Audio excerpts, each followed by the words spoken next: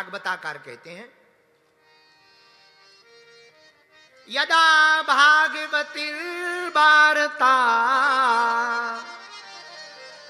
जहां भी भागवत की कथा होती है, बोले सुनो, जहां भी ठाकुर जी की कथा गाई जाती, भगवान नाम जप किया जाता, जहां संत चरण रख देते, वो भूमि पर साधारण भूमि नहीं रहती, वो पुण्य भूमि साक्षात तीर्थ का रूप ले लेती है। हम लोगों का घूमने का मन होता है तो शिमला ऊटी जाते हैं, जैसे मध्य प्रदेश वाले बंबई आ जाते, बंबई वाले दुबई चले जाते या विदेश।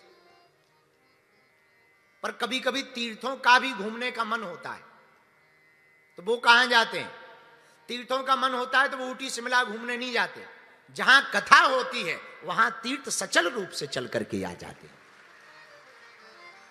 इसलिए संत गाते हैं, यदा भागवतीर्वार्ता,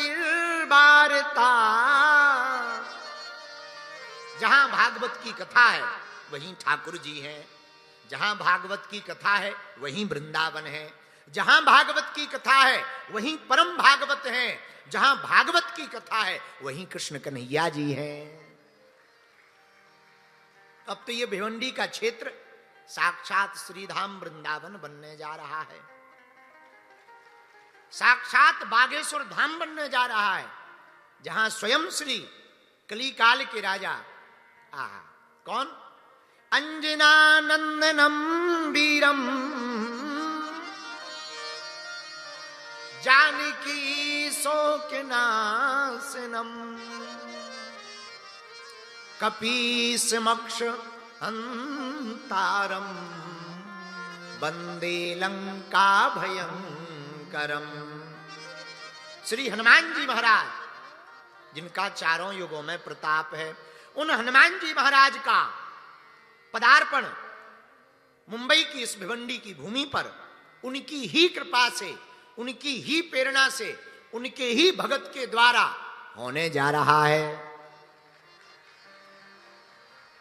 ऐसे हमारे श्री रुद्र प्रताप त्रिपाठी जी का जो संकल्प था वो पूर्ण हुआ और हमको 15 तारीख तक मुंबई में रहने का सौभाग्य मिल रहा है। तो आज ही हमने निश्चय किया, देखो वैसे तो हम रातों के राजा हैं, रात हमें बड़ी अच्छी लगती। हमारे पूज्य गुरुजी एक बात बहुत अच्छी बोलते थे, पूज्य श्री दादाजी, किसी भी साधु को साधु देखना है तो उसके दिन मत देखो, उसकी रातें देखो। तो हमें तब समझ में नहीं आया, हमने कहा कि रातें क्यों देखो? बोले दिन में तो असाधु भी साधु बन जाता है, रात को कंट्रोल नहीं कर पाता, पर जो रात को साध ले वही पक्का साधु होता है। दिन को तो कोई भी चोला पहनकर अपने आप को कंट्रोल करके, कई ऐसे भी होते हैं, भगवान जाने अब कैसे कैसे होते हैं हनुमान जी, कई लोग ऐसे भी होते हैं बड़े कंट्रोल करके वेशभूषा आइए पर रात को सहज होना बड़ा कठिन है, क्योंकि रात को काम की तीव्रता अधिक गुनी बढ़ जाती। उस वक्त जो भोगी होगा वो भोग में लिप्त हो जाएगा, पर जो योगी होगा वो भगवान में लुप्त हो जाएगा।